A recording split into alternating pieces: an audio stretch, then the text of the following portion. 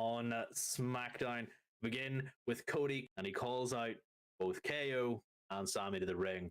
KO is asking, is this what you want? Cody goes on about how they're in the service industry, and their service is the fact that they have to provide entertainment for the fine fans. And Sami says he knows he can't be KO's friend, but he knows neither of them can fight the Bloodline alone. But KO hits the stunner on everybody by saying, how can I trust someone who doesn't even want to be my friend? KO ends up leaving the ring. We cut to a backstage segment. Sami is chased down KO. KO is just about to get into his conveniently placed car and tells him, might not be friends, but you're my brother and I love you. KO just drives off into the sunset, but not before all eagle-eyed viewers made aware that he did put on his seatbelt and put on his turn signal. The man on the Twitter sphere is saying he's trying to set a good example. I see you, KO. We skip to Jay is in the ring. Sami comes out to have a little tete-a-tete with him, and Jay starts laying into Sami that he didn't like him. As a boy, he always thought it was his job to protect his family. The one time he let his guard down to someone who he thought loved him, and what did Sami do? And Sami cuts in and saying it's Jay's choice to take the abuse.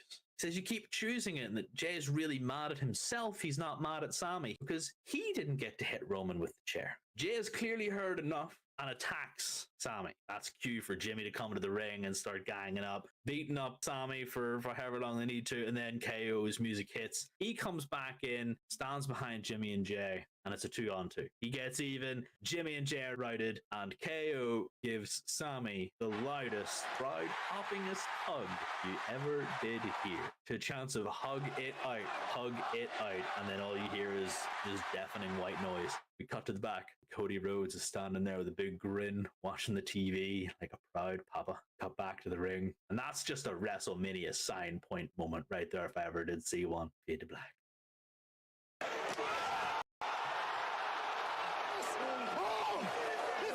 You can actually pinpoint the second when his heart rips in half.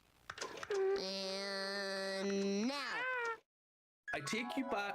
We see the tribal chief, Roman Reigns, saying that if Jay isn't back in the bloodline, that he's going to take it out on Jimmy. Jimmy has to win this match, or Roman's going to clip him. In the middle of the match, Jay starts marching down to the ring. He comes from the fans. Everybody's cheering. Everybody's, yeah. Jumps over the barrier, jumps up on the table and starts just clapping and cheering. And we don't know who he's cheering for. Jimmy sees this and he's happy to see his brother, thinks he's cheering for him. He gets distracted. Sami pulls out the win. Jimmy is in trouble. Jay gets into the ring, walks past his brother, gets out of the ring, goes and gives a big hug to Sami. Jimmy's face is, he doesn't know what to do. And Sami's just kind of sat there going, doesn't have to be like this. You can just schmeck. Surprise, mother trucker. We have ourselves a super kick to the face. Jay just went, no thank you. And then the trio of brothers with Solo coming out to the ring as well start beating onto per Samuel Zayn. That is when the adrenaline burns within our souls and Mr. Cody Rhodes, the American Nightmare, runs to the ring like a man possessed, chases off 3 men by himself. That is how we leave Raw. We start off SmackDown this week. A little bit of a segment between the wise man and the brothers. But Jay goes to the ring later on. He starts off, y'all saying, Jay, why'd you do it? Nah, he asks. All right, good morning, good afternoon, and good evening. And welcome in to yet another live stream. Appreciate everybody sliding on in. This particular live stream is for WWE Backlash, which is coming up this weekend here. But we're also going to touch a little bit upon night 2 of the WWE Draft. But for those that are filtering in, appreciate you. My name is PrettyTony. Alongside me, as always, is the good brother TFJ0ker. Joker, what's the crack, man? What's going on? Oh, just about to sit and watch some predetermined results from your PS5 PT. I'm going to have words with this thing. It didn't accurately predict what was going to happen at WrestleMania. Don't know if I can trust it with Backlash. I mean, it begs to be seen. It's one of those where I don't know if I went to the booker and it's going to get the results that we want, but it remains to be seen how things are going to flush themselves out. I'm sure it'll be okay. Did you upload the TK Bookerman pencil to the PS5 yet? I don't know if I put that particular mod in or that DLC, but it remains to be seen. But Yeah, he That's the seems. problem, then. Hey, there it is. It's all good, friend. But yeah, appreciate everybody joining us and hanging out for a midweek stream. If you're watching this on the live day, Wednesday, hey, ho, let's go.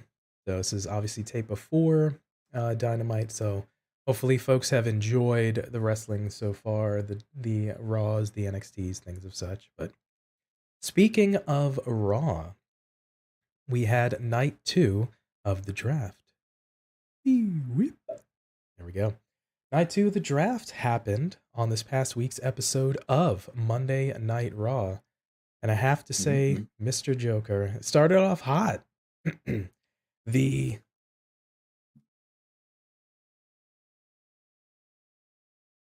Excuse me, folks, right there. All right, starting off hot with Raw taking SmackDown Women's Champion, Rhea Ripley, and SmackDown countering with the United States Champion, Austin Theory. Quite the interesting hot start. What'd you think of those first picks out of the gate? Yeah, it makes sense because the Raw Women's Champion is on SmackDown, and how can we have them swap the titles if the SmackDown Women's Champion doesn't get moved to Raw? And the Intercontinental Champion got moved to Raw. So why would we have the US title on Raw? We'll move it to SmackDown. It made sense. So I was like, okay, cool, yeah. I mean, you probably could have drafted those two on Raw Talk because that's about as important as those are. Personally, I thought it was more interesting that Mami got drafted by herself, which led in for doubt for about 15-20 minutes that maybe the Judgment Day was getting broken up. But, it was about the most interesting thing from those first two picks that I thought. It made sense. It harkens back to our previous conversation from night 1, where SmackDown drafted the Raw Women's Champion, Bianca Belair, of course. And now to counter that, or for some symmetry purposes, naturally, I thought it was good that we had the first pick was Rhea Ripley, because again, it pairs that off, but as well makes a big deal because she, if you recall, night 1, it was Rowan was taken first, world champion. Cody was the counter, so another strong individual, and then you had Bianca taken early as well. So we were going for the sort of heavy hitters. Now with night 1, we're like, all right, well, sort of what's the biggest sort of champion or kind of person? So Rhea kind of makes sense. I'm okay with that.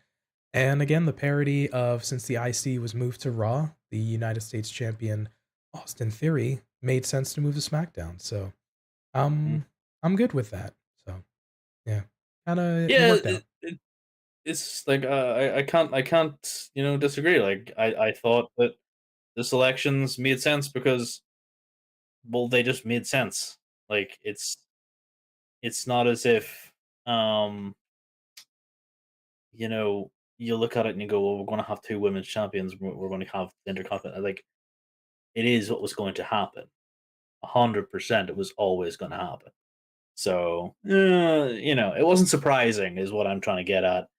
A lot of the picks here this evening were not surprising because they're based on the picks that were made on the Friday night. That makes perfect sense. And speaking of a segue, we'll get into those picks right here. So we see Raw taking Seth Rollins, Kevin Owens, and Sami Zayn, the undisputed tag team champions. The Judgment Day, Finn Balor, Damian Priest, and Dominic Mysterio. Liv Morgan and Raquel Rodriguez, the WWE Women's Tag Team Champions. The New Day, Kofi Kingston and Xavier Woods. It's been a minute since these gentlemen have been on Raw. Trish Stratus, Ronda Rousey and Shayna Baszler, Braun Strowman and Ricochet, the big ol' meat man himself, Bronson Reed, Alpha Academy, Chad Gable and Otis, and Katana Chance and Caden Carter from NXT. So we have a lot of tag teams because you have the tag team champions there, but then also the women's tag team champions on Raw. So makes sense for that. And then we see on the SmackDown side, they counter and they take the likes of Charlotte Flair, the Usos, the LWO, Rey Mysterio, Santos Escobar, Zelina Vega, Cruz del Toro, and Joaquin Wilde. Asuka. That was a sort of an interesting pick. I love the folks on Twitter. I think WWE on USA and Fox, WWE on Fox were playing a little bit of fun with the Asuka pick, which was interesting. And we had the Brawling Brutes, the Shamo, Butch, and Ridge Holland, Karrion Cross, L.A. Knight, Yeah. Shotzi, and then coming up from NXT, Pretty Deadly, Rick Boogs, and Cameron Grimes. So it's been a minute since we had seen Cameron Grimes on just WWE television as well. So good that he got a landing spot. But Gonna correct you on one. Rick Boogs was already on part of the main roster. It was Grayson Waller was then added later on, because Rick Boogs wasn't part of NXT. well, we got Rick Boogs as a pick, of course. If I was referring Yeah. to Cameron Grimes, but yeah, and then we also see that Brock Lesnar, of note, has renegotiated his status as a free agent and Yeah. allows him to appear on any brand. So with that, Joker, of the folks that are drafted on night 2, any surprises? Any kind of shock moments for you? The only surprises were the methods the groups were kept together. So the LWO were kept together as a foursome, with Zelina Vega in there with the boys, which is why I was surprised that Judgment Day wasn't kept as that 4-person unit with Rhea in there with her boys. I liked the call up of Pretty Deadly. I've seen some of Pretty Deadly stuff, and I like them. The surprising part to me is that note was made for Roman Reigns to be defending his title. He is exclusive to SmackDown, and we're getting a new World Heavyweight title. But Sami and KO are specifically on Raw. No mention is made, obviously, they hold both the belts. No mention was made that they would have to defend those on either or brand. Another particular surprising thing that I found interesting, don't know if anybody else did, was the fact that Raw have the women's champions, tag team champions. SmackDown have the NXT women's champions who retained and who did not vacate their titles. So are we having women's tag titles on SmackDown as well as Raw, much like we have men's tag titles, and we'll hopefully see a resurgence of those then on SmackDown? With the addition of Isla Dawn, Alba Fire, Katana Chance, and Caden Carter, uh, and then the keeping together of established teams as well, like Ronda and Shayna. Are we going to see a building of a decent women's tag team roster? I'm hoping so, because I'm really sick of these belts just kind of getting thrown about. So much so I don't care for Raquel and Liv, because at any point I'm expecting them just to hot potato them away to somebody. They lost recently to Bayley and Dakota, which I'm happy about, because the damage control needs a couple of wins here. Um, so I was looking more so to that there. A couple of people might have been surprised that Pretty Deadly were picked at all, considering storyline wise they're dead. According to them being sent down to sleep with the fishies. But there was a nice little tweet, if anybody picked it up today, that I only noticed today anyway, where the boys said that the water wasn't deep enough, and there was a picture of them just sprawled out on the banks. So I like that there. Other than that, no huge surprises. Just a lot of opportunity for some individual talent. Like, my personal fave, LA Knight, out here about to maintain his stranglehold on SmackDown. Um, and I'm just hoping that he gets to see some gold. And the fact he's on the brand with the US title now means that that is a very real possibility. And I'm super excited for it. Yeah, I think it was really solid picks. It kind of helped round out from what happened on night one. As I'm looking at the list here, Ronda and Shayna being picked as a team makes sense because you have the women's tag team titles, like you mentioned on Raw. Alpha Academy, because they get to stay with Maxine Dufree and the Maximum Male Models. You gotta love it. So you can continue that storyline. They stayed away from picking folks that are injured, your likes of Bray Wyatts and your Alexa Blisses and things of such, but the Hoochie herself, Charlotte Flair, was picked very high on SmackDown.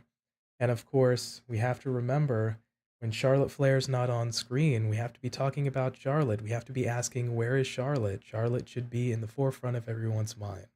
Only playing around, again, just kind of having a little bit of a little fun skis. But Charlotte was taken early, and we have LA Knight as well. Pretty Deadly was kind of a nice pick to go to SmackDown. So yeah, I thought they were solid picks.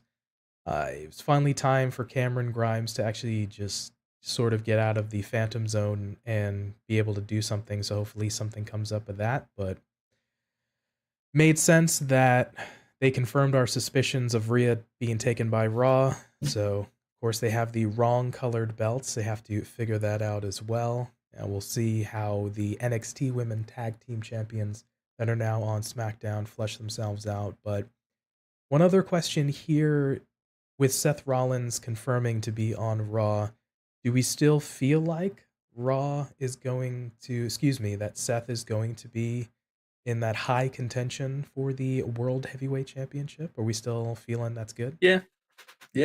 I don't feel like there's currently anyone who would suit that title better, because we're going to be coming into a new section of the history of WWE.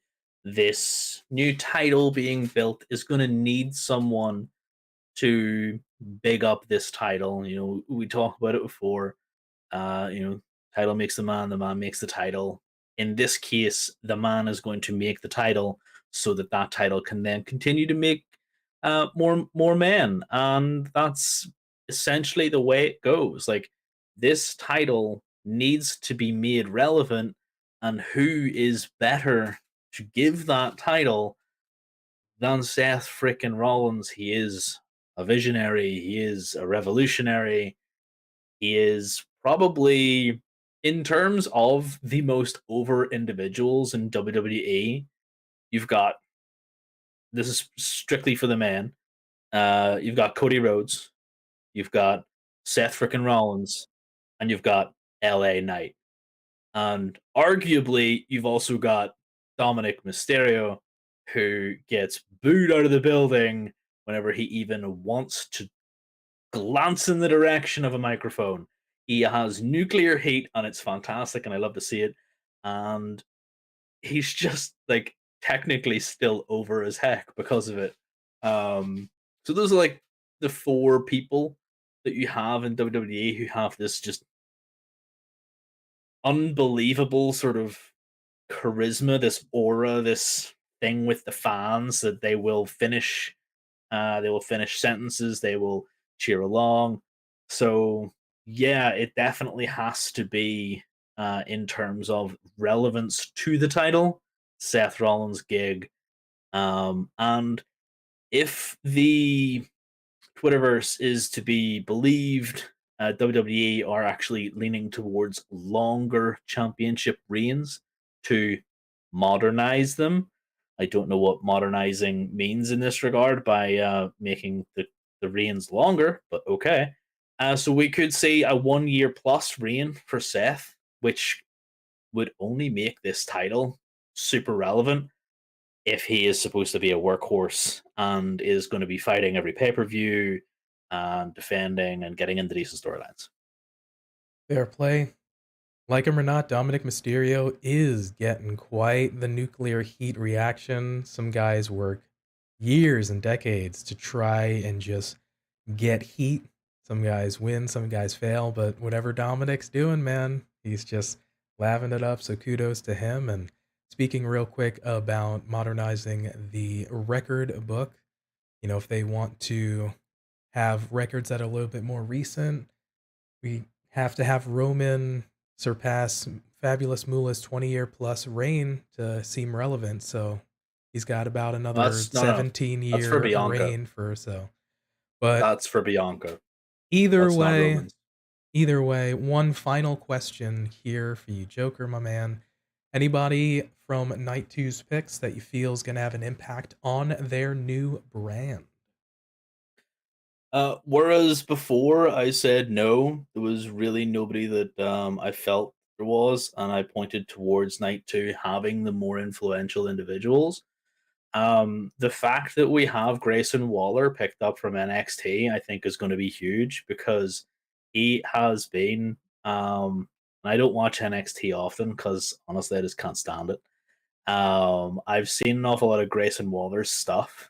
He is going to be fantastic, and he is going to have such an impactful run that I can see gold for him, much in the way that we see Austin Theory having success. I would also love to see Austin Theory and Grayson Waller sort of team up and have an absolute heel, chokehold on things. It would be fantastic to see. Rhea Ripley, obviously, is going to have immediate impact because she's going to defend her title against Zelina Vega and then come into Raw, swap belts with Bianca, who's, unless they're going to do that on SmackDown, but I would assume they'd do that on Raw if it's the first night of the legitimate rosters on the 8th. So we'll see big stuff from her. And honestly, I think the only other individuals that might have impact because their ongoing story really is the Usos. We've seen an awful lot of what could potentially happen with the Bloodline. It hasn't been great, not going to lie. It's kind of petered off for me, like we were talking about on the show. So yeah, they're going to have impact, but it's whether or not that impact is thrust upon them or they make that first impact. So we'll see. Yeah, I see the likes of the New Day getting a fresh coat of paint on Raw because they've been on SmackDown for quite a while.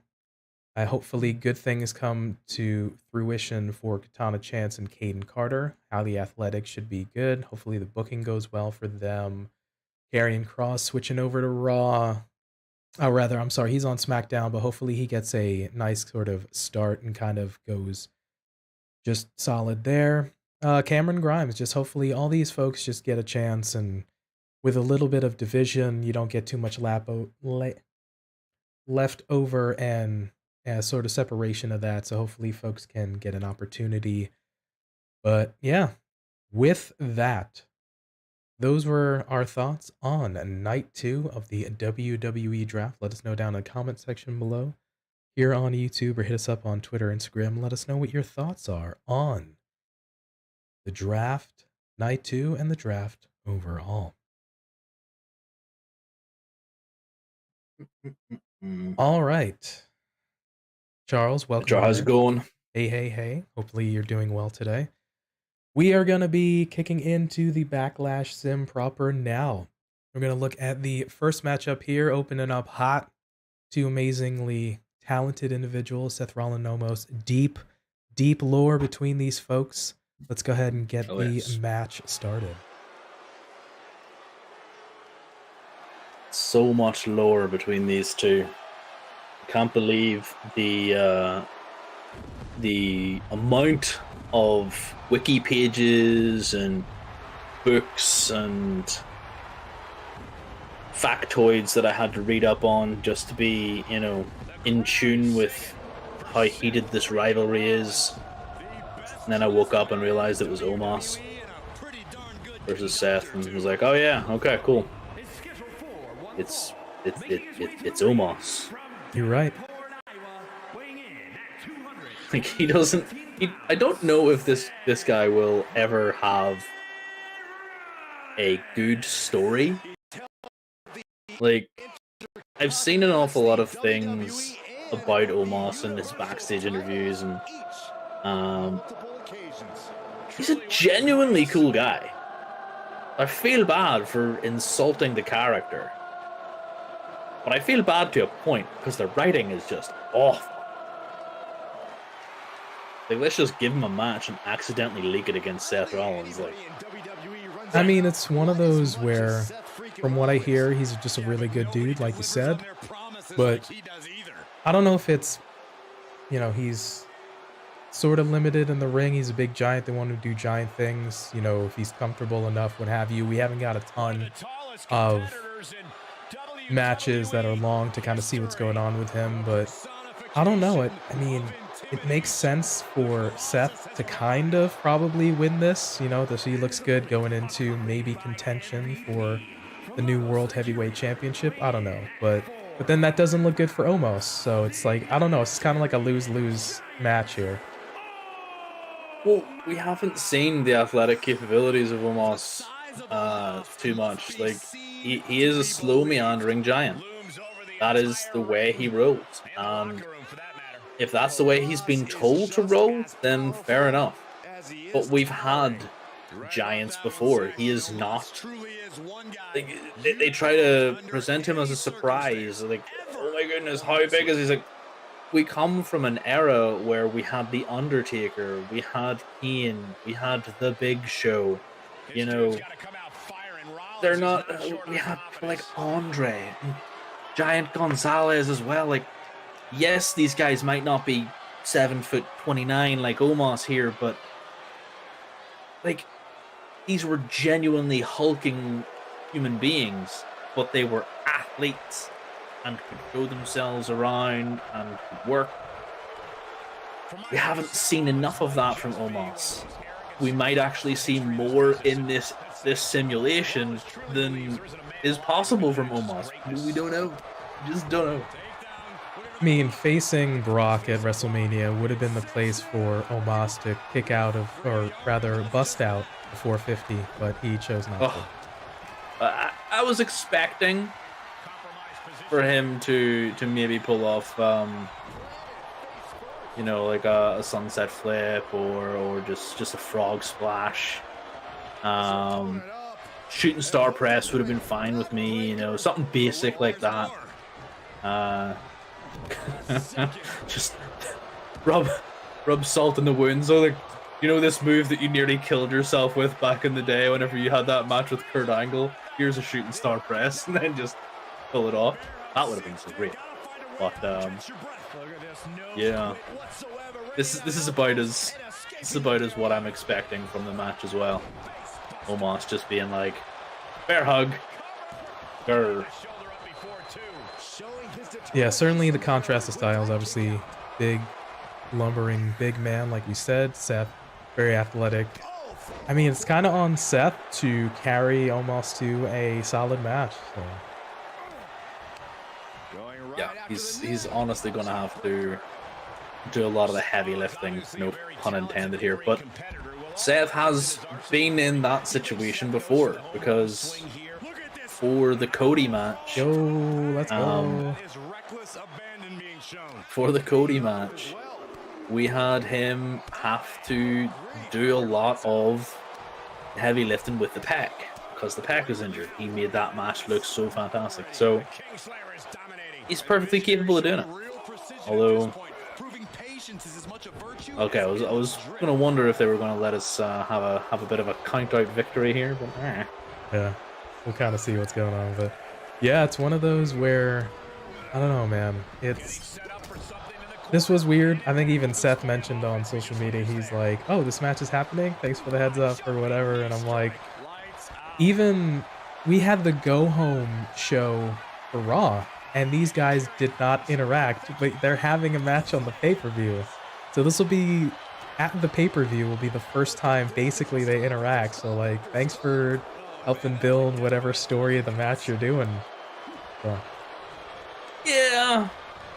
On this card, like, the other matches have build.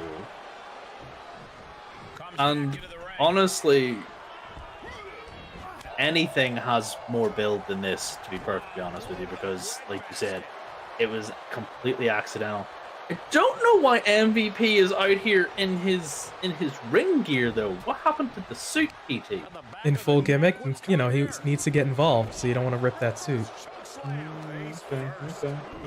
Just wondering what your PS5 is on about here. Is like, his manager retired. It wasn't a suit, so it is what it is.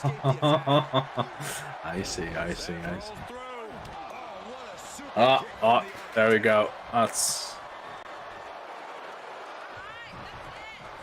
What are we doing, Seth? What we got? We got the pause squat. Yeah, like you see the pause squat. It's a staple of video games. All right, nice Irish whip. That's a bit of an Irish whip that JR would be proud of. He kind of let him go at about the middle of the ring. I'd be curious as to why they decided to name that move the Irish whip, but Joker, I have to ask, because I may never get this opportunity again. Does an Irishman win with an Irish whip, much like a German wins with a German suplex? No, an Irishman wins by bottling you over the head, or finishing his pint and then smashing the glass over your face. That's essentially how an Irishman wins. But I don't know. I don't know where Irish whip came from. So that'd be interesting to find out. If the folks listening and watching know, if you figure it out, let us know what the etymology of an Irish whip comes from. I'm just gonna have to look it up. I'm just gonna have to look it up. Oh, dragon screw.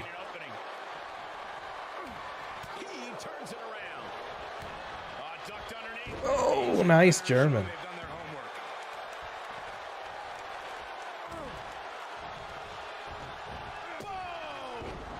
Those forearm shots. Going jamon.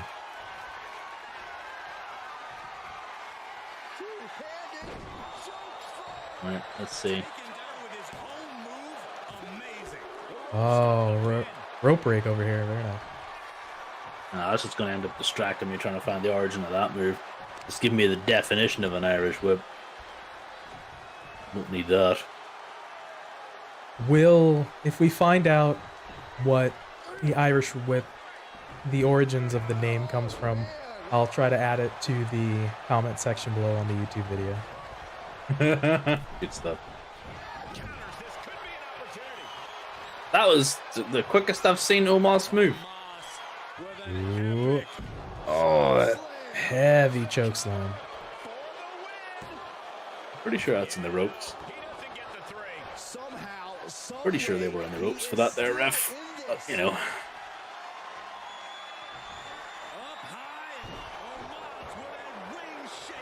Oh, that's a big oof. Oh, with that Jericho pin. 1 foot on the chest.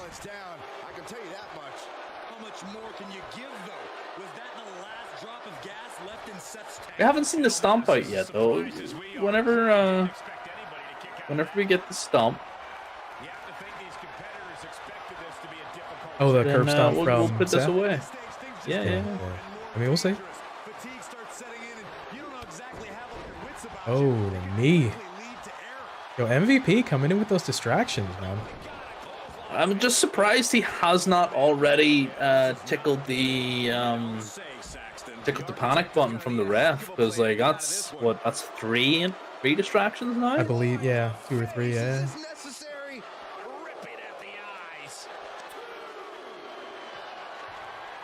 I want to get a count out. On one of these, we have to get a count out. Otherwise, I might be slightly annoyed.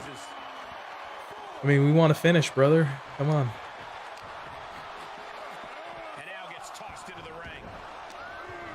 Oh. Wait, he touched Seth? Shouldn't that be a DQ? Did the ref see it? The ref was Or literally is staring this- at it. Yeah, but is this guy from AEW? Oh, God. I think he might be on loan from AEW, dude. When you can put a guy through a table, but it's no DQ in front of the ref when he's watching it, but when he doesn't see something, you pull an old school Eddie Guerrero, and then you got a DQ. Who knows? Well. Mm-hmm.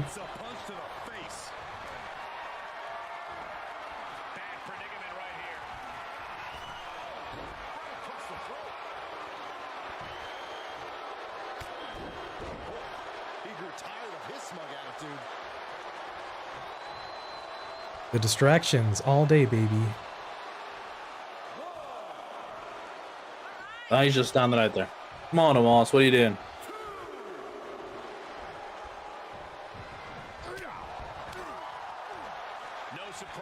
Ooh. There he goes. Oh, Oh, you getting a stomp? Oh, the stomp. that was not a stomp. That was like legitimately Seth had to turn off gravity to like climb Mount Everest to stand on his head. There it is. He got some hops I'm on okay. that. So. He really did. Because even bent over, Omos was still as tall as Seth. Yeah. He was like 5.5, maybe 6 feet in the air. So. That's super funny. Oh, dear. All right. So we see Seth coming away with the victory. That makes the most sense. Probably will happen. So I'm okay with it. Yeah. What about you? Yeah, I can't disagree with that. That's it.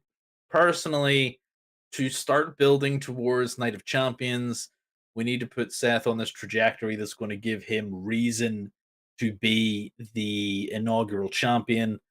I feel like with the fact that Omos had MVP negotiate his contract to also be a free agent, or whatever that means, means that Omos will probably be a bit of a floater for a while until they find a storyline.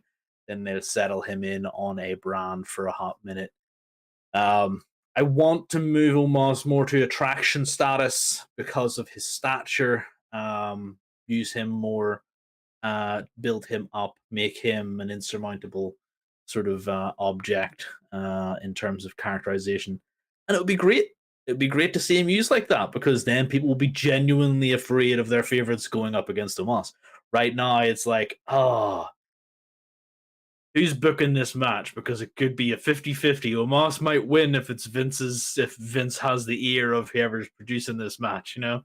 But I think for me, Seth definitely wins this match. I'd agree. Got to make Seth look strong into title contention for the World Heavyweight Championship, but it's not good that Omos kind of has to lose, so Seth looks strong. It's kind of a lose-lose, like I mentioned earlier. All right, next matchup here. We're going to look at the United States Championship. Triple threat match. Champion Austin Theory taking on Bobby Lashley and Bronson Reed. We go to that match right now. This is a match I'm genuinely looking forward to. Is it because it has Jonah? Yeah. It has two of my favorites in it. I have a lot of favorites, okay? But two of my favorites are Mr. Bobby Lashley, Mr. Absolute Unit, the almightiest of mightiest Bobby Lashley, and yeah, Jonah, aka Tsunami Man, the dude who just falls on you and hurts you. Bronson Reed's indie/New Japan name being Jonah. I'm just gonna continue to call him Jonah. Honestly, I think I like the way some wrestlers like have just one name and it sucks, and because they've got rid of like their surname, like Riddle. Whenever Matt Riddle got his name separated, or Theory, or Austin Theory, I think he just deserves Jonah, just because he is a statement. That name is a statement, and he is a refrigerator on very thick tree trunk legs. I'm struggling to recall if there is a, like, quote-unquote famous Jonah. I don't know, like, there's a Jonah Hill actor, but anything else by that name, I just don't know. I'd be okay if he went by Jonah. Yeah. I'm just so I love Bronson Reed, Jonah. I love him. I think he's great. I hope we get to see more of his charisma on screen, backstage interviews and stuff. I liked his sort of introduction as this muscle for hire. And if you saw him in NJPW whenever he was with TMDK, and he was just a freaking unit. Like, he was so good. And now we have him. Actually, I think the draft has an awful lot of Aussies drafted. We have Bronson Reed, we have Indy Hartwell, we have Grayson Waller, and there's a couple of other ones as well. Rhea as well, obviously. Rhea, obviously, yeah. There was a couple of others that had been done. Like, well, Dakota Kai's New Zealand. Well, Dakota's she's Samoan, so she's from New Zealand there, down there. I think she's from New Zealand, of Samoan descent. I don't know, can't remember. Yeah. But there's like a whole bunch of people from Australia and stuff. I'll try and find, because Bronson Reed retweeted it, so the youngest Money in the Bank winner, see who else. the youngest superstar to fail cashing in his Money in the Bank contract. Grayson Waller, like you said. Yeah, Bronson it was just Reed. the picture that he tweeted was Rhea Ripley, Bronson Reed, Indy Hartwell, and Grayson Waller. Because that's the one that WWE Australia put out. He retweeted that. So, yeah, I mean, it's cool. I just love it.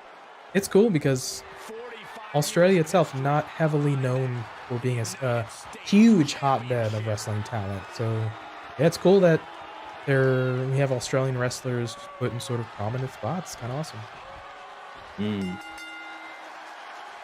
I love the fact that one of them is Bronson Reed. To put yourself in the echelon of John Cena, Ricky Steamboat, Steve Austin, some of the greats of all time.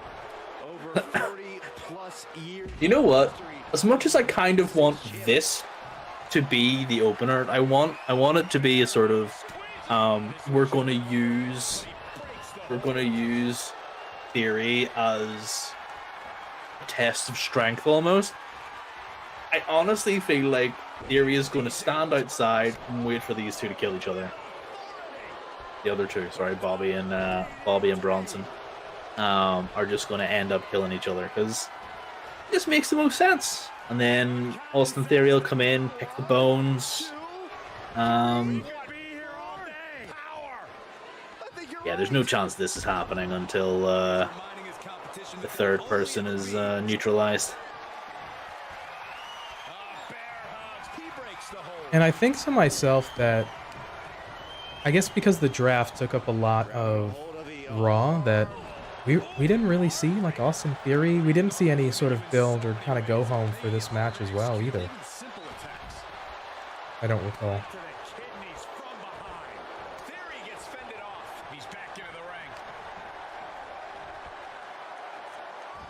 I think I cut out there. Did I cut out?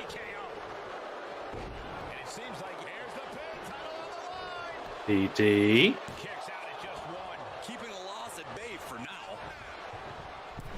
Hello, PT.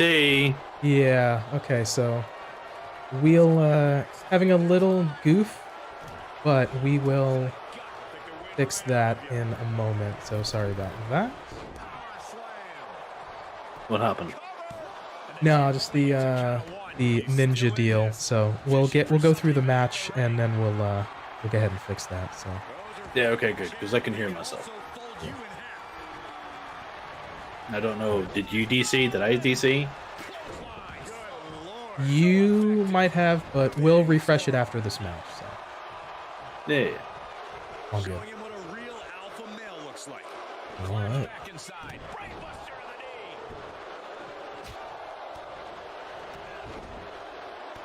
Kind of don't want to say anything because I hate hearing an echo of what I'm saying because then I get confused. Sorry. Just a quick temporary deal. Every once in a while we get a little weirdness, but we'll get it sorted just after this match so you folks and we can watch this. And we'll be situated momentarily. So. But man, these guys are just going in. That's how I feel like it's gonna be for. What was that? Ragdoll. We just saw a human being tossed like that. Quick thinking from Theory. Time to end this. He gets Yeah, Charles, just a little tiny thing on the back end. Shouldn't affect you guys, but we'll get it quickly sorted after this matchup finishes. championship on the line. No, he gets the shoulder up. How? You know, I don't think that Theory should win this. Just This thinking. This one's hard to tell.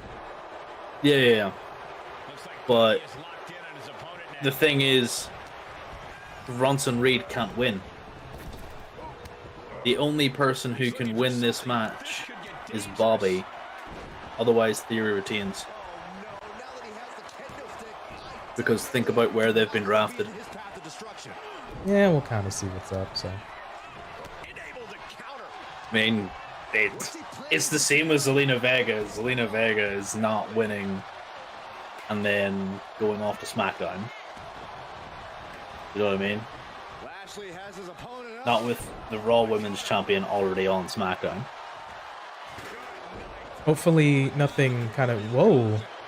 That was a chair shot and a half. Yeah, Bronson giving no flips right here. Yeah, hopefully nothing bad happens where we need to have a craziness. Oh, okay. There we go.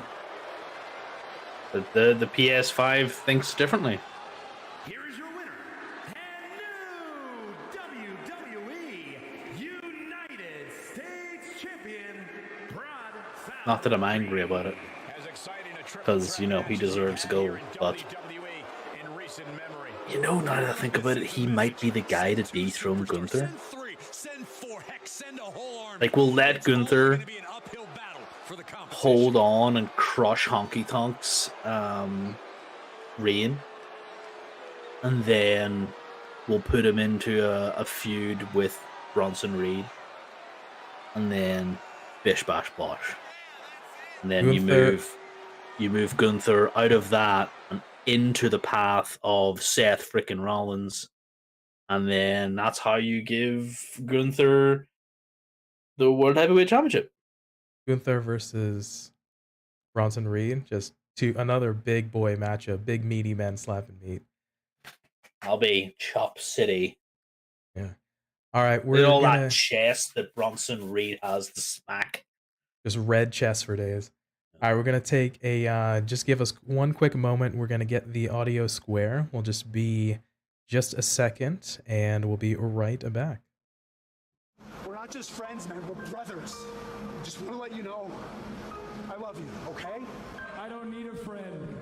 I need my older brother. And it's story time with Joker concerning friendship on SmackDown. Begin with Cody, and he calls out both KO and Sami to the ring.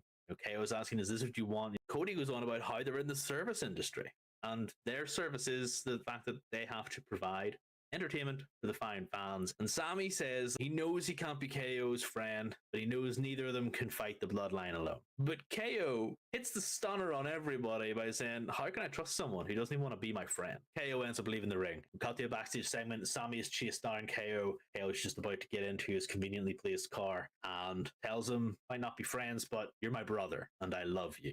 KO just drives off into the sunset, but not before all eagle-eyed viewers made aware that he did put on his seatbelt and put on his turn signal. The man on the Twitter sphere is saying he's trying to set a good example. I see you, KO. We skip to Jay is in the ring. Sami comes out to have a little tete-a-tete with him, and Jay starts laying into Sami that he didn't like him. As a boy, he always thought it was his job to protect his family. The one time he let his guard down to someone who he thought loved him, and what did Sami do? And Sami cuts in and saying it's Jay's choice to take the abuse. He says you keep choosing it, and that Jay's really mad at himself. He's not mad at Sami because he didn't get to hit Roman with the chair. Jay has clearly heard enough and attacks Sami. That's cue for Jimmy to come to the ring and start ganging up, beating up Sami for... All right. There we go. Look to be squared away. Appreciate the moment there. And yeah, so we see Bronson Reed coming away with the championship. I'm not mad. We're always a big fan of the big beefy boy slapping meat, so I'm down. Good on him. Yeah. 100% agree. Cannot sing the praises enough. Although I do think our little bit of fantasy booking there sort of made me a little bit happier with Bronson Reed holding the Intercontinental title and then Gunther going on to be the big boy. I think that would be better. Not mad, but yeah, it's been a minute since Bronson Reed did the Elimination Chamber. Didn't really have anything in Mania, so we're getting a matchup here. Let's get these guys a shot now that the rosters are at least split, so more opportunities hopefully going forward. All right, next matchup here. Looking at the Raw Women's Championship match. Champion Bianca Belair taking on Io Sky. We go to that match now.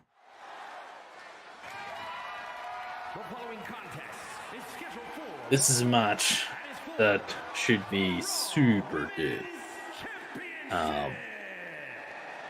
Although, for the exact same reasons, I'm not sure Io wins this. It's the problem with title matches. They kind of don't make sense if we have the draft take effect 2 days later. You know what I mean?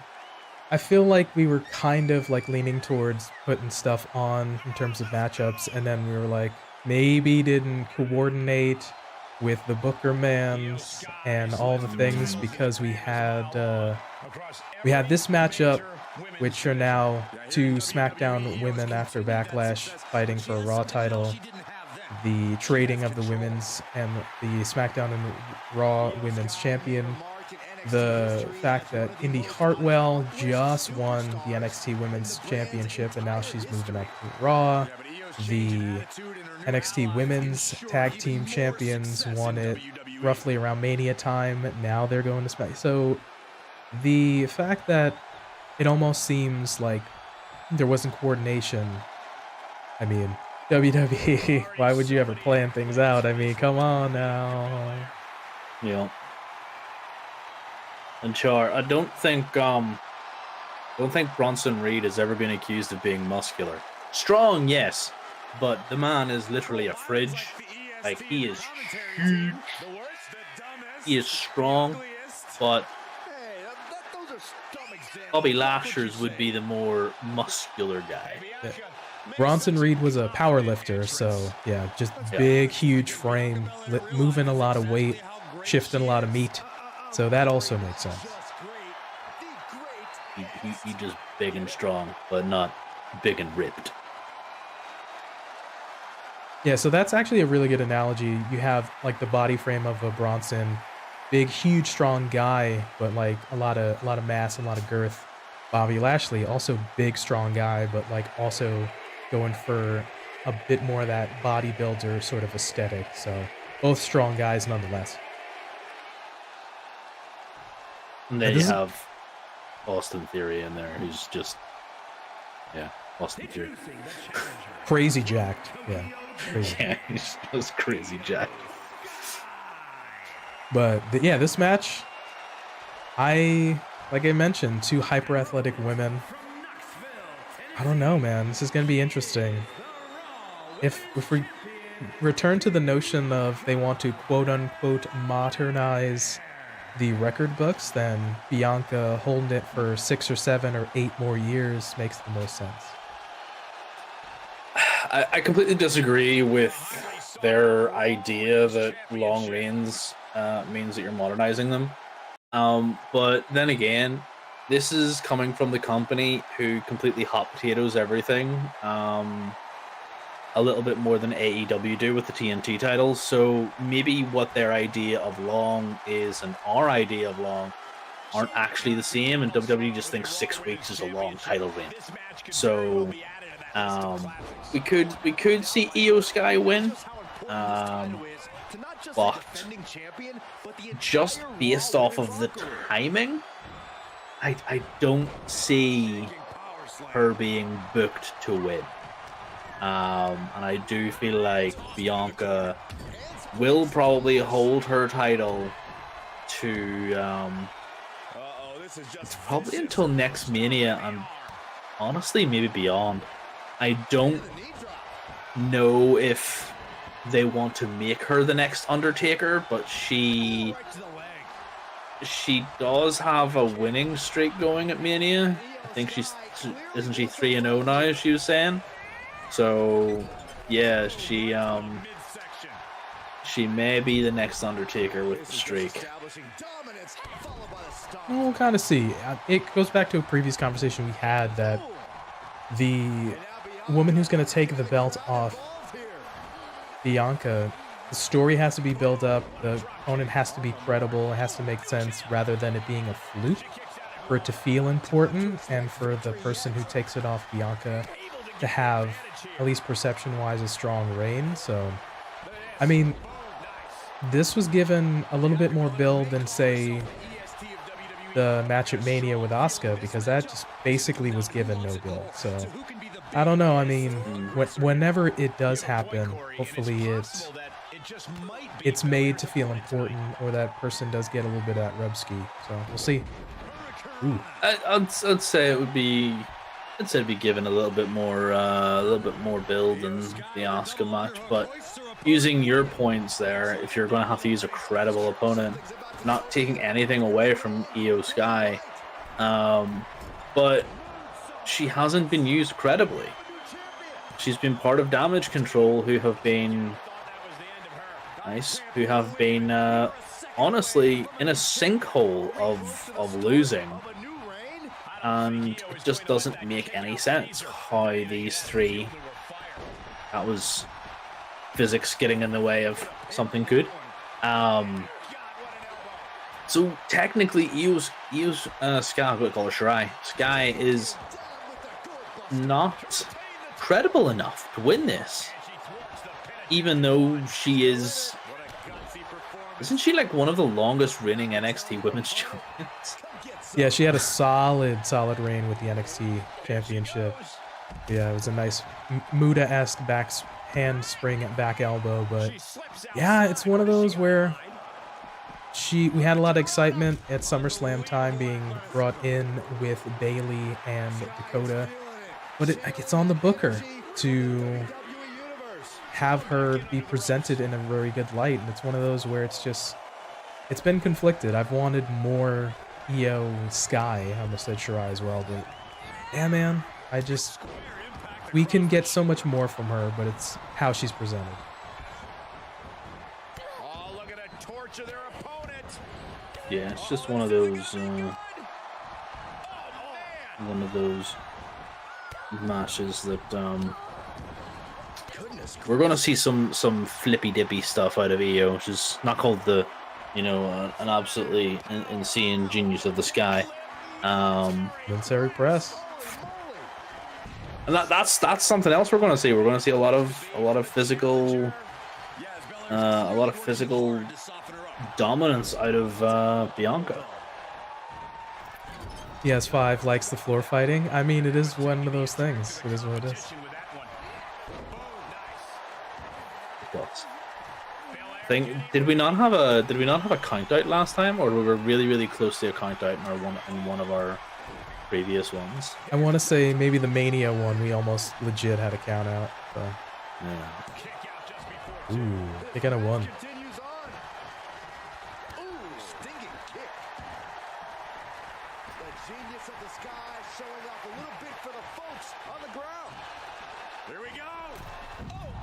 Oh!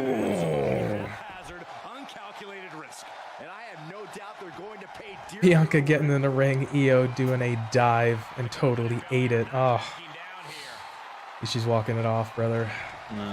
Sorry, I was having a look to see who Io actually beat for her NXT Women's, because I had an idea that it might have been Bianca, but she was already I think she was already on her way up, and she actually beat Charlotte Flair and Rhea Ripley. And she pinned Rhea Ripley for the NXT Women's Championship. Of course, Charlotte's not taking the pin.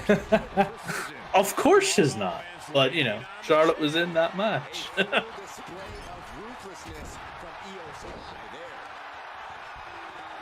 Can't get away from Poochie Flair over here. So.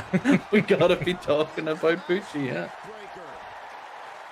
Yeah, dive fail. That looked rough from Io. So you're right. Oh, nice moonsault. 3. There we go. What? Excuse me? Here is your winner, and the new Raw Women's Champion, PS5 heard me giving it all this, and it's like, all right, hold my beer. Everybody you don't think is going to win or can't win because of real life storylines is going to win in these matches today. Like, I don't care. So there you go.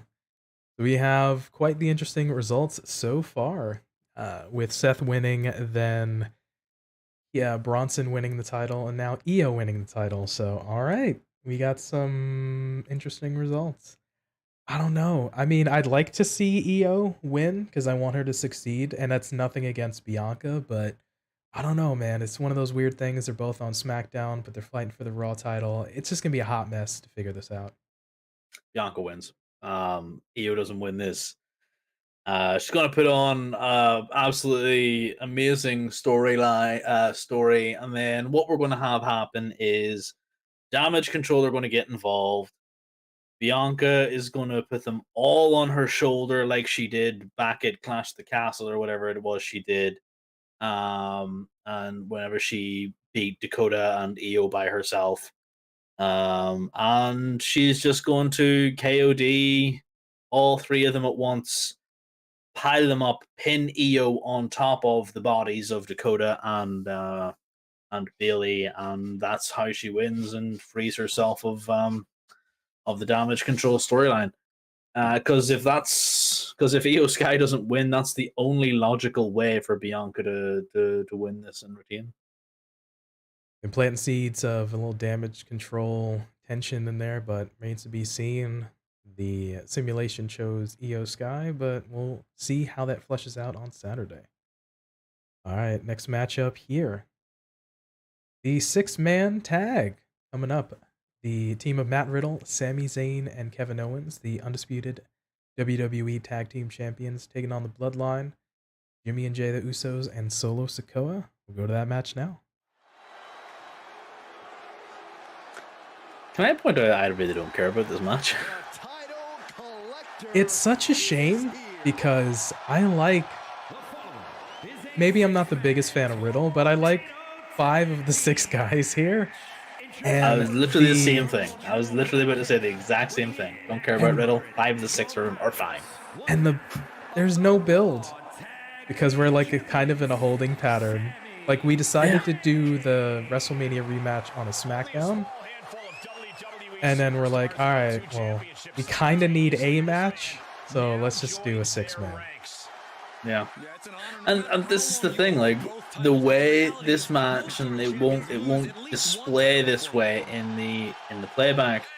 The way this match is supposed to be is it will hype up the tension between Solo and his brothers, and there isn't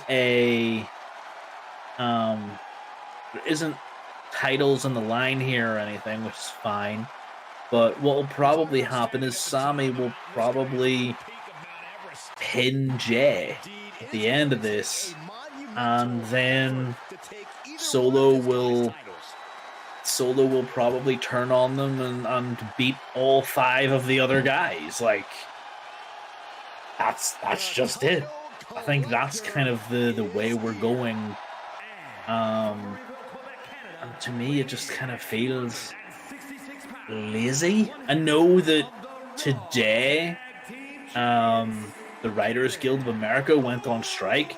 So I don't know if maybe the WWE Writers Guild have been on strike for the last 6 weeks whenever it came to this story, but, you know, it would make sense. Maybe cross the picket line, offer them some money, come back and go finish this story off, because you had something really, really good, and now for me personally, it's in the toilet. Yeah, I don't know what's going on. They just decided to be weird with it, so I don't know, man. I feel like they're trying to set up sort of the next thing, and they don't know what that is, really, is what's going on. So. It probably has something to do with the fact that Roman Reigns has not been on WWE television for about 6 weeks. Yeah, since Mania, or the night after, the Raw after Mania. That's pretty much it. Yeah, but it's like, which is the day after, so it's the same. Yeah. Yeah, man, I don't know. This was sort of ham-fistedly, because again, the build was to the rematch on SmackDown the other week. And then holding pattern, we'll get through this match and we'll figure out something else. So, yeah. Yeah. It's, I don't know. Just got his scooter in. Yeah, I don't know. I'm not too impressed with it. And an awful lot of people are still super Jones with Roman Reigns, and I'm like, are they kidding themselves, or are they just being unironic here to everybody else? I don't know. Like, it's not good anymore, and it hasn't been good with Roman for a long time. In fact, I think somebody showed a tweet earlier on that showed all of Roman Reigns' clean losses since like 2014, and there was 6 of them. You gotta make him look strong, brother. You gotta get Roman over. People forget whenever we used to boo Roman because they were shoving him down our throats. Now everybody's like, yes, please. I'd make inappropriate gargling sounds, but I'm not going to do that. Like, just give me more Roman. It's like, do you just not remember when, you know, everybody was making fun of him for saying suffering succotash? Like, boys and girls, please. He might be good on the mic, but he's not a great champion. The only reason he's been good is because of the Usos. Yeah, like we mentioned, Uso's been holding it down, man, which is fact. So it is what it is, you know? There's plenty of videos on our channel stating the fact that the only reason the story is relevant, making the champion relevant, is because the Usos did so much good work. Yeah. Fact. Legit fact. I don't know, man. It is what it is. You are looking at the future of the Bloodline. From Las Vegas, Nevada, weighing in at 250. I'm curious where they go with Solo, man. This should be interesting. 'Cause they're planting, you know, you got sort of Heyman kind of in his ear, and planting seeds of doubt. I mean, we could have him just still aligned with his brother, type of thing, go out on his own. You know, I'd be curious sort of which direction they decide to take it.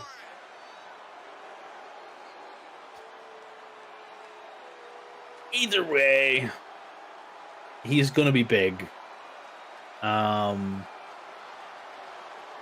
Personally, I'm interested in the direction that they take him outside of the bloodline.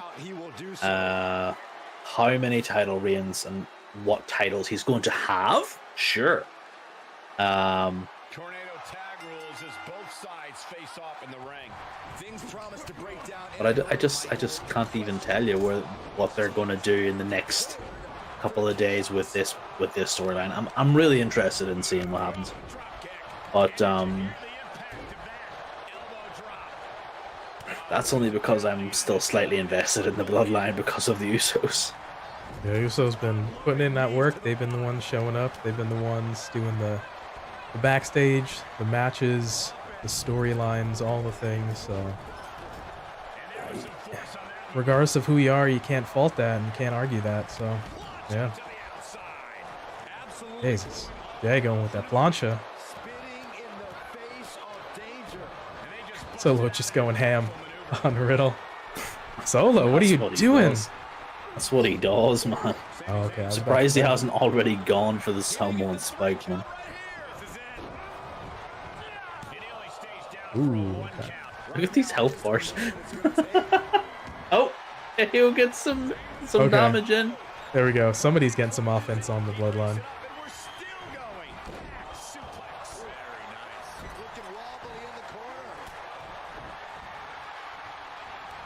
Oh, here we go. Tornado DDT. Nice.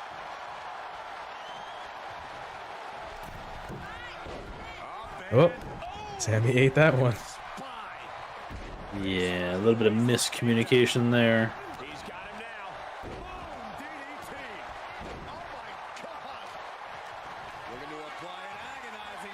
I like how Jimmy's just out on the outside and Sami's like, just gonna stand here. I just need a little breather. Reasons. Ooh, belly to belly right there. Oh, here we go. I mean, oh, yeah. A little too early. Jay's out the outside trying to recover. Give himself a little breathing room. I really want to see the interaction between Sami and Jay. Yeah. What are we doing? Oh, electric chair. What are we doing? Poison Rana, yo! KO, let's go. All right then. Oh, the turnbuckle tornado DDT gimmick. Nice. I love that move. Love that move. Such chaos. It's always chaos with the tornado tags. Is it a strict tag or is it a tornado tag? No, I believe it's a straight up 6-man tag. I just made it a tornado because I was like, let's just have chaos. So Yeah, fair. The actual match is a strict. 3? Okay, well there we go. Wait, who did Riddle pin? Jimmy? Jimmy. Yeah, Jimmy. Okay. I mean, it's who I expect to win. It's not who I expect to get the pin or on who. So Yeah. Also, I kind of want to see where Riddle goes after this. Like, is Randall Keith Orton coming back?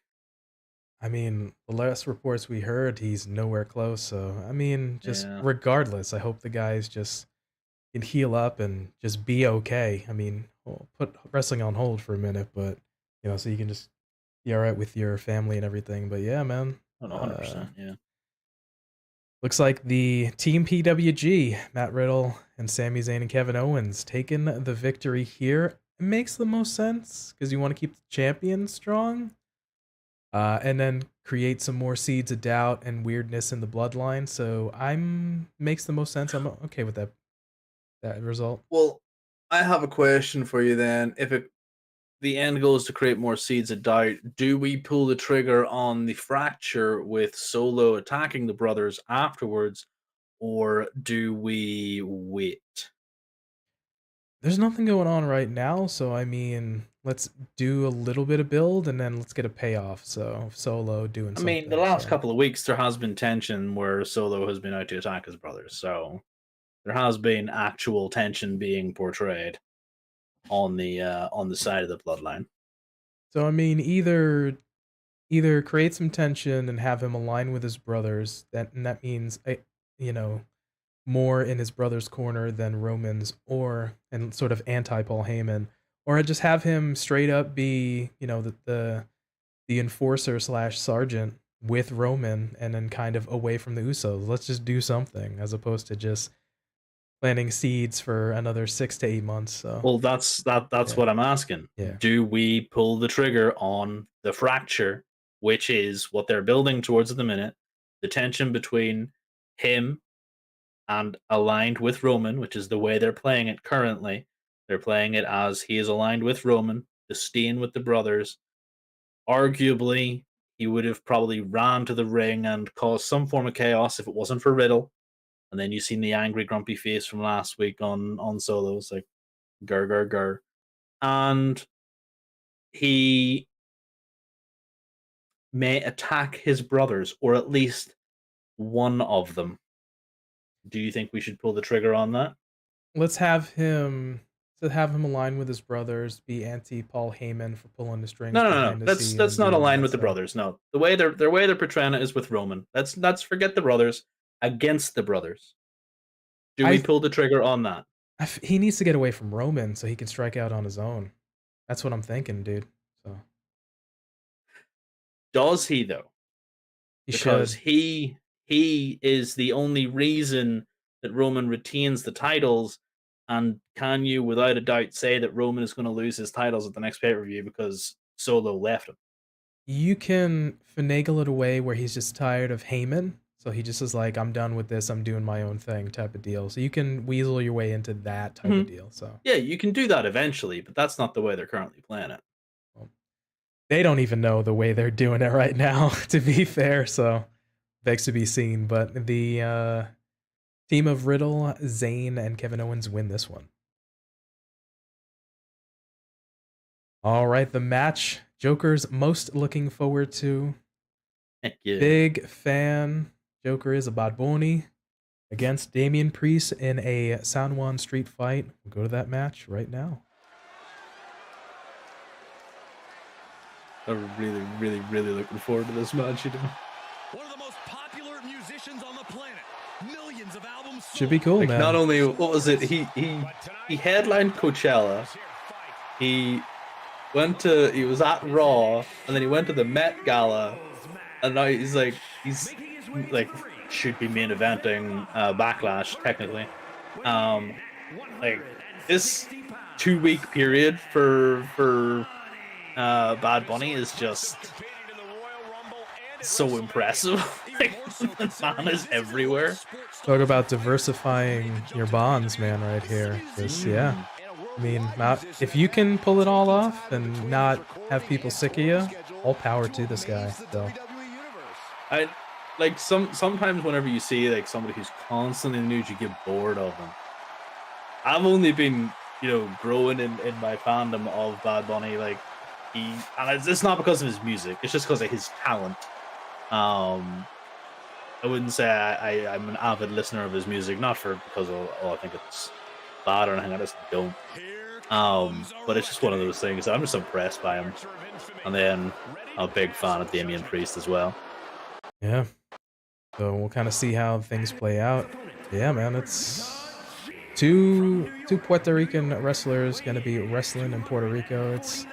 It might sound like a small thing, but it's a really big deal for the fans, for Puerto Rican and Boricua representation to just have this match. And yeah, it's a kind of cool little subplot that's kind of going on. But yeah, I could see this going on towards the end of the card for sure. So. I mean, the other Puerto Rican wrestler is Zelina Vega. Yeah. Who's also in a match against the Mommy, so it's huge representation, and it's huge for the people of Puerto Rico to see not just people like Zelina Vega and Damian Priest, but also their biggest export in Bad Bunny also do this mad thing. Yeah, I think it's fantastic. I think it's absolutely amazing. It's not something that that's lost on me, because let's face it, having the WWE Backlash year for Clash of the Castle just drew like so much interest and fervor within the UK. So if you knew where to look for the wrestling scene and the relative areas, of course, Northern Ireland, where I live, was not affected, but everywhere in the UK was. So you can only assume that it's going to be, the build over there right now is fantastic. Yeah, so super excited. They're doing a lot of press, and they're getting Jones did the pay-per-views on the Saturday, and they're doing SmackDown on Friday night, the night before, from there as well. So Nice. they had two shows basically back to back, Friday and Saturday. Yeah, man. I think You know there's going to be a face-off between Bunny and Priest. Did he just do a kip up? someone did. So. I mean, it's a good play. They're familiar with one another, obviously, with Bunny's debut, teaming alongside Priest. They're both familiar with each other as well. Priest is a veteran, so he can definitely help Bunny through the match. So yeah, I mean, it has the potential to be a solid, really strong match. So. Yeah. Bunny's probably just like, I want to throw myself off something and like land on you. Damian's like, yeah, okay, bro, no problem. But I want to put you through a table. And it's like, yeah, okay. It's like, if you put me through a table, I'm gonna have to beat you up with a kendo stick. You know that? Yeah, okay. Ooh, roll up.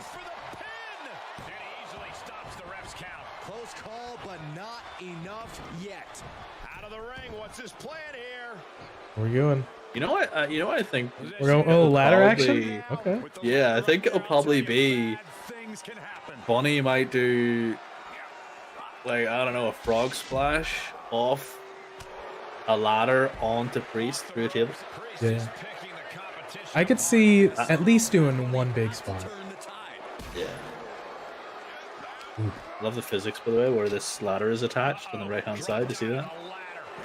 It's magnetized, or it's velcroed. Oh, that didn't look okay. In the world of D&D, somebody's just stuck an immovable rod there and just set up the table on the immovable rod.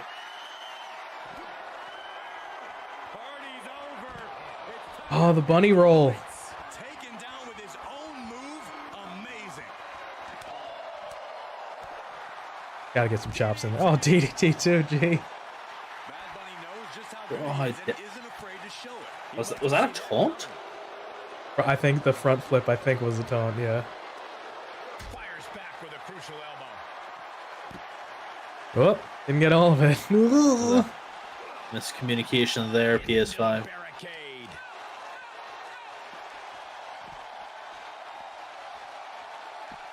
Oh, Land Slam. Down. Oh, dear. Slam, slam. Free fall. Or depending on who you ask, it could be the Jaded or the Ride of the Valkyries. Road to Valhalla. Road to Valhalla, that's the one. Oh. On the bridge now. Oh, I assure you, Michael, this will not. What we got going? Comes back into the ring. He's gonna try that. He's gonna try that leap over the. Yes! He connected with it this time, but still put his head into the ladder. That's a rough looking spot right there. I wouldn't be surprised if they did some like ladder bridge stuff, possibly. Yeah. There's bound to be a ladder bridge at some point. There's definitely a ladder spot or two. Table spot. Definitely a table spot. Some chairs. A smothering offense from Priest here. All right, back in the ring. Priest knows what he needs to end this.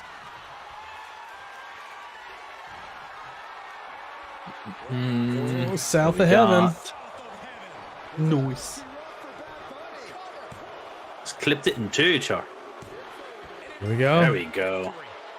Now, here's the real question, okay? Here's the biggest question. Here is your winner.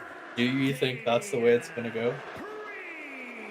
I feel like, I don't know, man. They could give it to Bunny.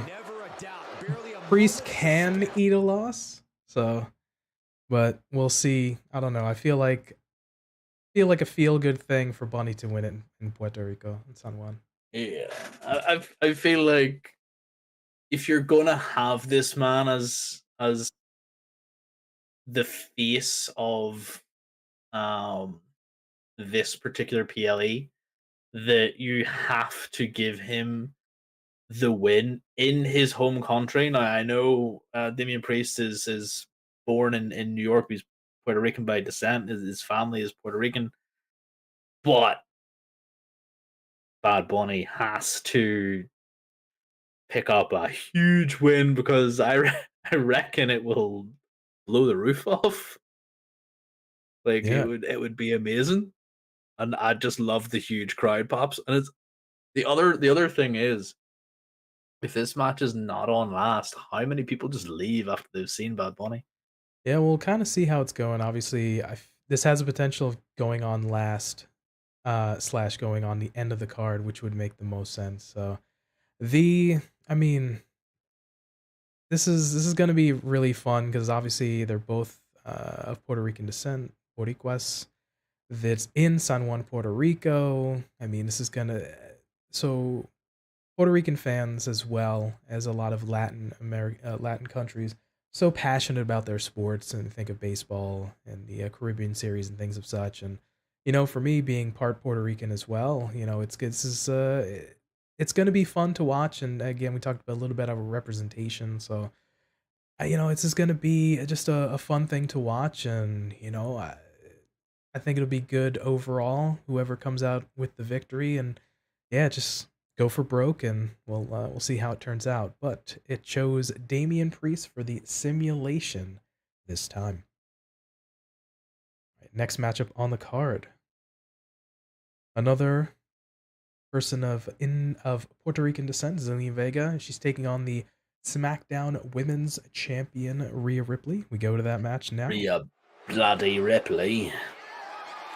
The following contest is scheduled for one fall and is for the SmackDown Women's Championship. So we have Rhea, who is the SmackDown champion on Raw, and Zelina Vega drafted to SmackDown as part of the LWO. So I don't know. I mean, like we mentioned as well with the Raw Women's Championship match, this is going to be a mess to figure out how do we get them sorted, but we'll figure it out.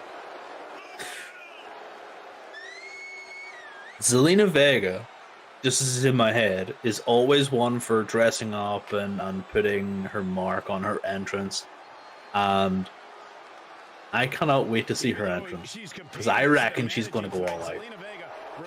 She likes to do as tame as this is, I reckon she's going to go all out. She likes to do the cosplay. We saw it in the Royal Rumble. She dressed up as, the name escapes me, but from Street Fighter 6. So Jury Han? I believe so. Yeah, thank you.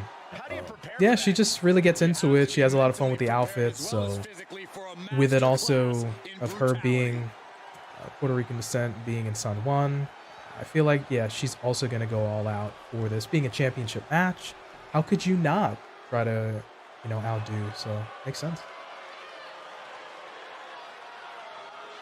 All right. Got Rhea coming out here. There's no way anybody is booing Rhea bloody Ripley, man. PS5, catch yourself on. Catch yourself on. I mean, it's one of those things where Zelina is the face by proxy. Rhea's supposed to be the heel, but she gets cheered, so it is what it is. Oh yeah, no, 100%. Like, I think Zelina is going to get a huge pop. It's going to be great, but this is essentially going to be face versus face. People will probably refuse to boo Rhea You know, she is mommy. She is amazing, and yeah. I hate to say it, Corey, but you're right. Absolute dominance from Rhea Ripley as of late. Like the kind of weird face on the back of the vest. Yeah. Yeah, that jacket is messed up, bro. Don't know if I like it at all. I mean, if you're gonna have a sweet waistcoat, you want to kind of just do it up, and she's got the bibs and bobs and the gimmicks on it, so it's all good. It's a weird face on it, but you know, to each their own. I don't know what the face is meant to be, but yeah. Weird. Metal. Weird. This is her brutality, as she likes to say, you know. There you go. The Eradicator or something like that. Yeah, because Eradicator, yeah. Because what you call Damian Priest is the Punisher because he was Punishment Martinez in Ring of Honor, so that makes sense. Yeah, and she's really? Is that the tenuous link that they went with? And then they were like, all right, let's give another tough name to Rhea. Eradicator? Sure, that works. So, yeah. And what's Finn? Awesome. That's what Finn is. So. I mean, yeah, but other than that, what's his nickname? Like, does he just get the demon by default? I don't know if they have a name like they have with Damian and Rhea, but yeah.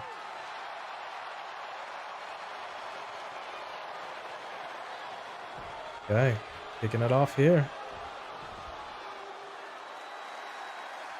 And almost everyone who holds the SmackDown Women's title has managed to make it their own and bring a special something to their reign.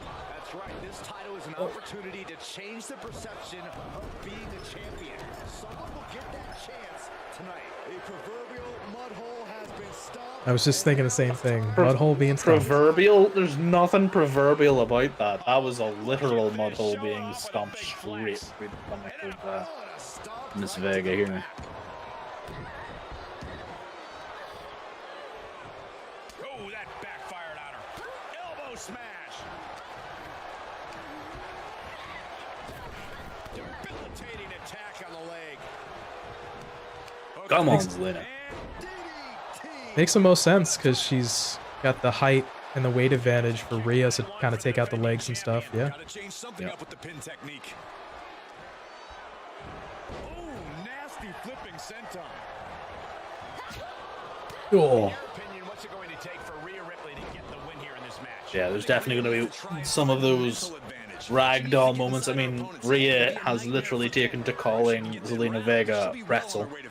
So, yeah, that's the thing. Why? And, you know, Why? well, have you not seen how she pins her? Oh, the old penetration pin. Just the literally Zelina takes it.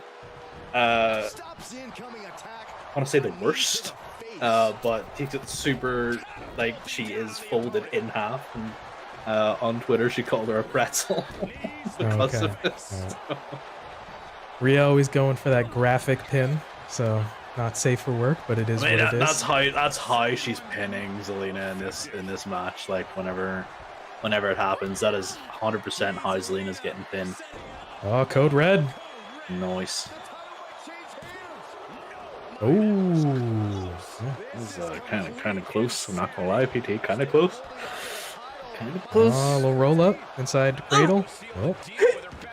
Rhea, what are you doing using a roll up? That shouldn't even be in her wheelhouse, man. I didn't get all of that one.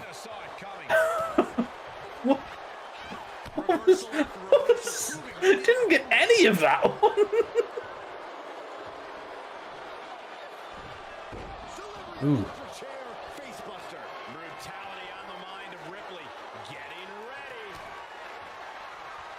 Here we go, Riptide.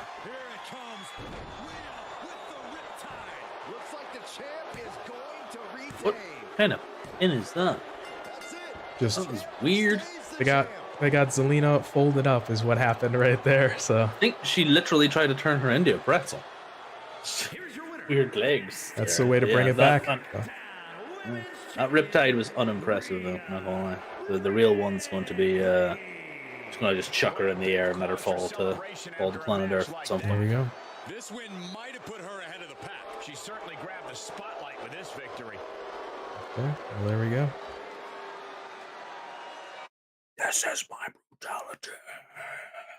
All right, so we see Rhea pulling out the win as well. A lot of heels winning on tonight's simulation here. So, I mean, who's to know if it's going to actually happen, but makes sense for Rhea to retain.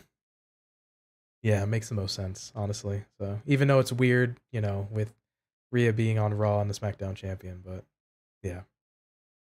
I just think it makes all the sense in the world considering the draft. You mentioned it earlier on. The right hand doesn't know what the left hand's doing at this point in time for WWE. A little bit of communication error.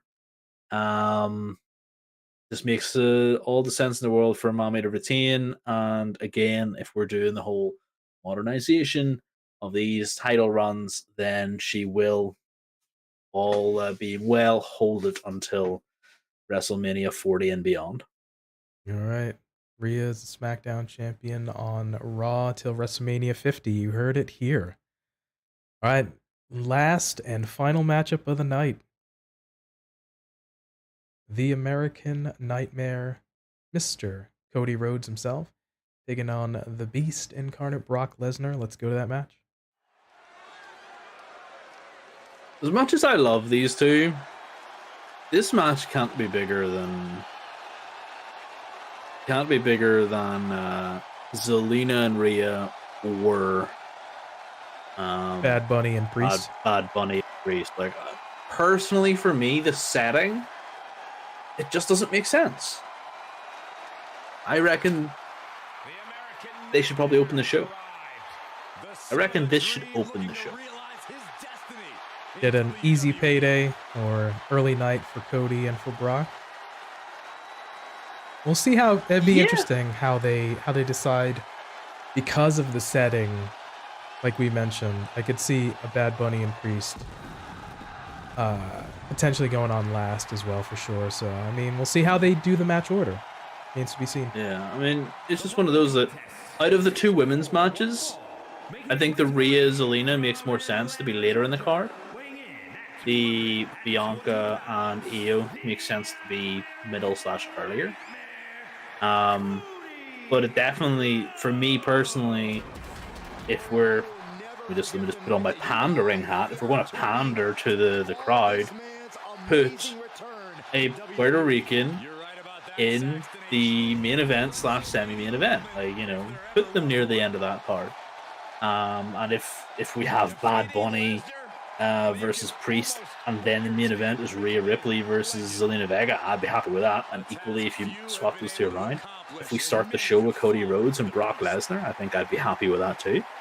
Followed by the US title match, followed by Bianca Belair, followed by the six man, and then the rest of the way, I think that'd be perfectly fine by me.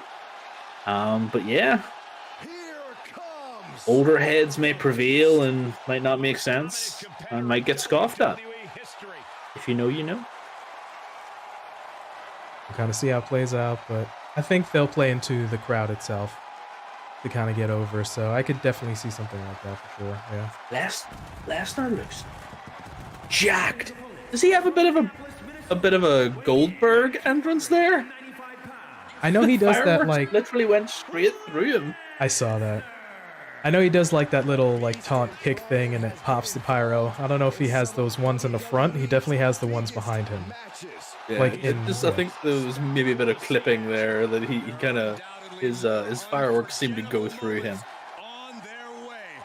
It's a bit of that sort of Chuck Norris lore that the fireworks just go away from a Brock Lesnar, but it is what it is. So I gotta say, and I mentioned it in an earlier KayfabeKouncil episode, we both like a cowboy Brock looking sweet in that duster, man.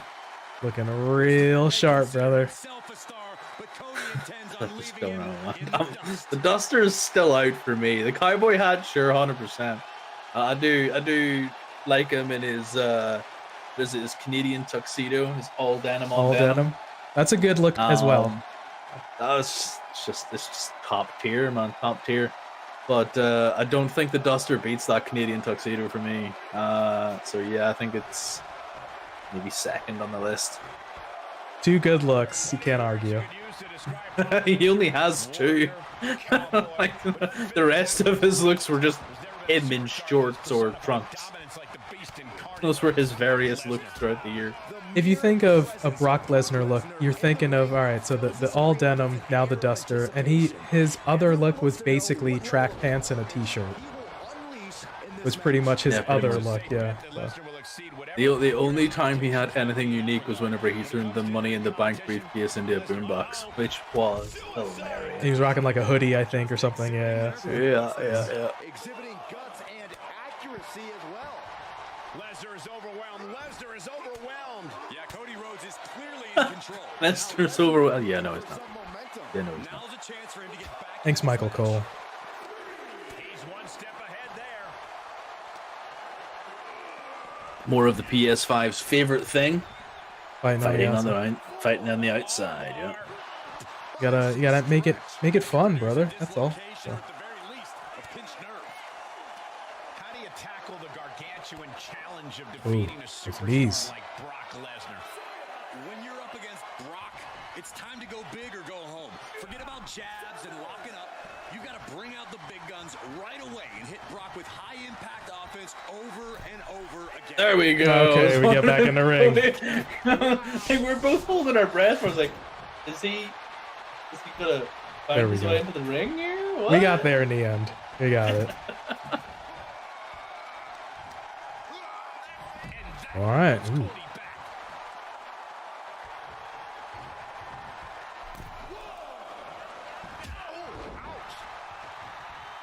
Youch. Knocked out his molars there. And an inverted atomic drop. He's absorbed some damage already. Oh, kitchen sink. And the elbow. He's got the target acquired. Just a matter of moments. Rhodes from the middle rope. Cutter. That was a weird segue into the Cody cutter. A little stank on it right there. Yeah. Cody Rhodes hooks him up. Oh. Crossroads action. Love to What do see we got? That spells trouble for Lesnar. Oh, okay. Just inhuman tenacity on display from Brock Lesnar. He was basically operating on open-ended here. For a second there, I thought he was going to go for a low blow. Kick out after one. Not quite enough to put him away. How many F5s is the PS5 going to go for? 12? I don't know. Clearly not the only one with 5 of them. prove in this fight. Lesnar certainly 5 of them. It took 5 of them. Nice overhead. Belly to belly. Yeah. Straight right hand. Oh my Oh! God. Ah, what a smash. That is just insulting.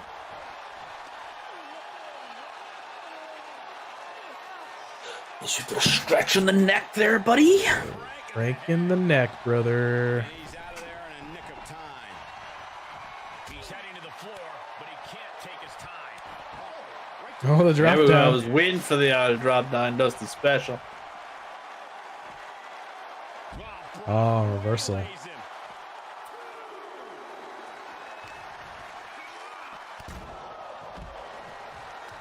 Yet again, for the third time, I believe. He climbs into the Maybe second, I don't know. We're on that count out strat. Incarnate just toying with his dinner right now. Oh my gosh, what impact. Jay.